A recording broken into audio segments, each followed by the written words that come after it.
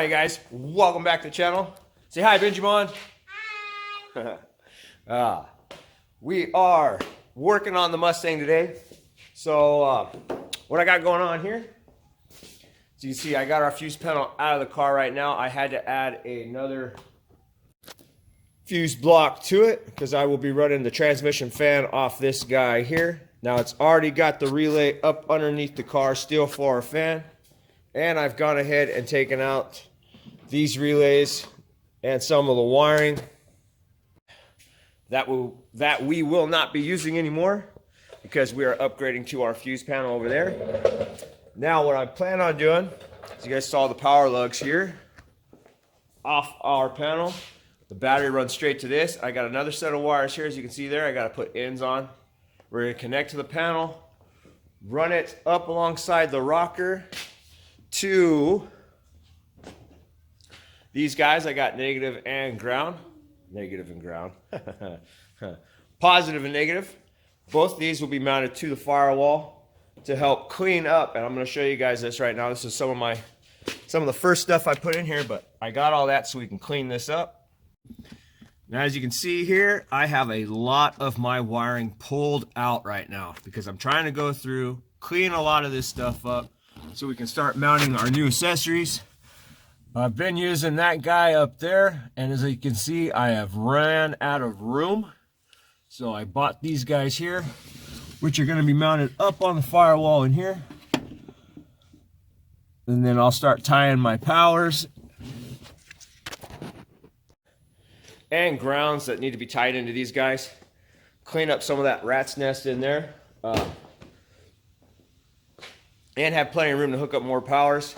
Now some of that's just the fuel injection stuff that's, I don't know if some of you guys out there run the fast fuel injection, but I think like at least half of that is something I'm not using, and I was afraid at first when I first put this stuff together to cut those ends off. So I've just been rolling them up and putting them in that little box that I have up there. So every time I got to work on it, I've got this rat's nest looking thing.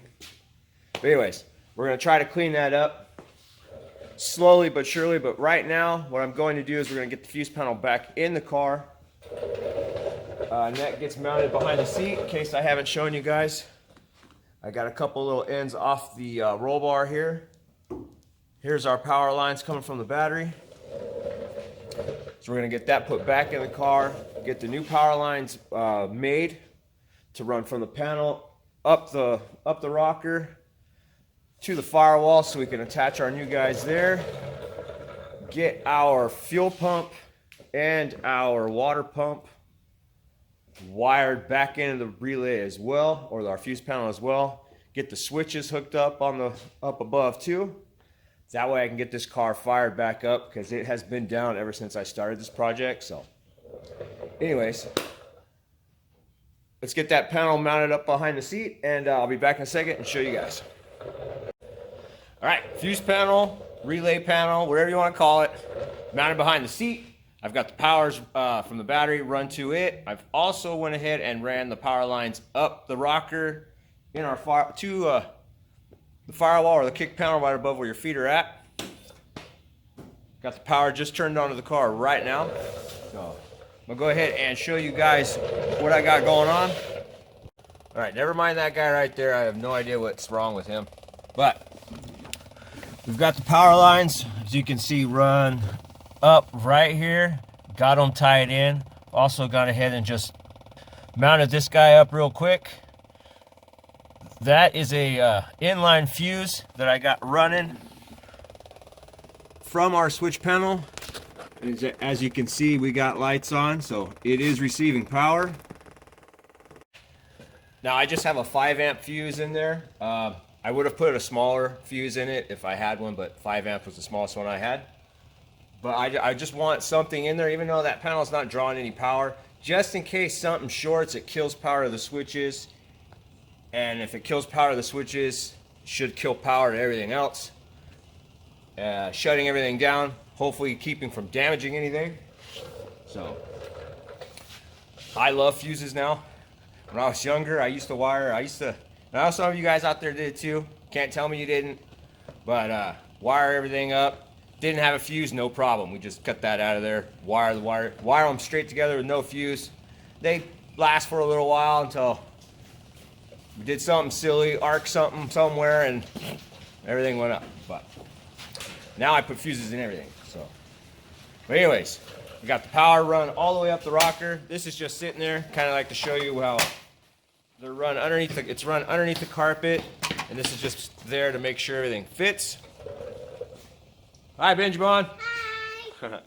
Guy's been running back and forth, but we got power running everything right now. So I have got my power probe hooked up. We're gonna go ahead and test a couple of the switches.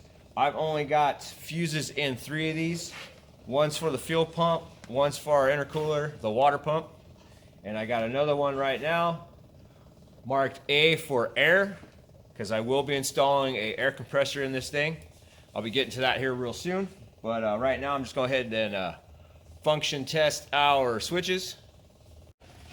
All right, so you can see I got them marked. Switch number 1 is F, 2 is W for water, 3A for air. So this one is, lights on this thing, you know, bright. Okay, so this is number 1. As you can see, we got nothing, and it is hooked up to power down there, just to show you. So I have nothing off switch number 1.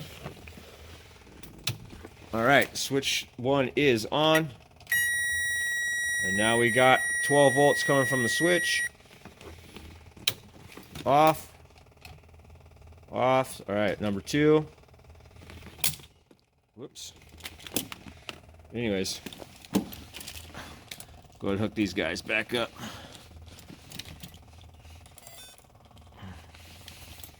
All right, so test that again. Switch number 2. Nothing. Turn it on. 12 volts. Switch number 3. 12 volts. Switch 2 is off. Cool. All right, now that we got the switches working, we got power going to the terminals I need. I'm gonna go ahead now, get the rest of this junk cleared off the trunk of this thing, open her up so I can run the power wires from what we need up to our fuse panel here, and see about getting this thing fired up. All right, so everything is now wired up. Got Seth, he's been helping out. My wife, she's been helping out as well. But like I said, we got everything wired up. Show you what we got here. Now I did mention an air compressor, so there you go. We got a little self-contained guy. It is mounted up on those 2 bolts only right now. I still got to take out the back panel and mount the other ones, but it is all wired up. We got everything coming through the back. Got our panel back on, and everything is ran to our fuse/relay panel.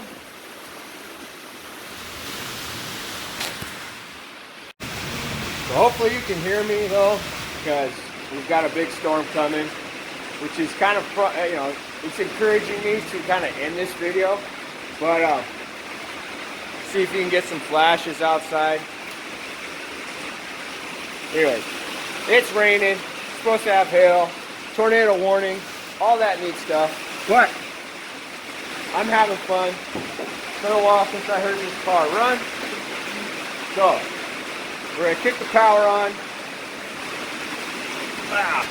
Pop up in the car, you see, whoops, get my big fat fingers out of the way there. So, see, we got power running through the switches. See if you can hear it. There's our fuel pump. This one's water pump. It has no water in it, so you're not going to be able to hear that one. Maybe you'll hear the air compressor. Oh yeah, it kicks on. Actually builds pressure fairly quickly, but gotta turn the key on, get power going to everything. We're gonna fire this thing up, let it run for a little bit. 54 pounds of fuel pressure.